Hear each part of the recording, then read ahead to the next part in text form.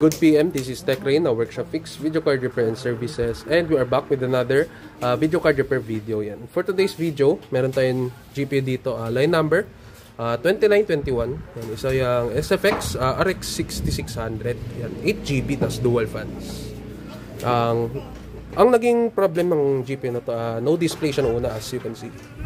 Tapos nung binuksan na ng technicians natin yung GPU ay wasak-wasak na yung thermal pads ni customer. Yan. Parang DIY niya yung pagbabaklas. Yan.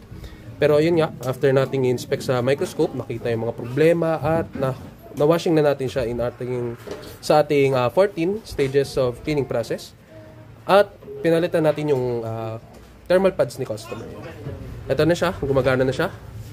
As you can see, almost 3 hours na siyang tumatakbo sa ating stress test. Yan. Ito ang performance ng GPU ni customer. 65 degrees Celsius yung temperature.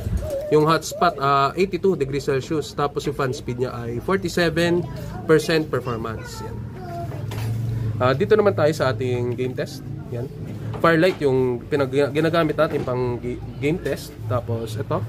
Running siya in almost 130 FPS. Yan. At ang kanyang GPU temperature ay nagsistay sa 65 degrees Celsius. Goods na yung GPU ni customer and available for pickup. Yan. Yan. And that's all for today's video. And this is Tech Rain. And see you on the next repair.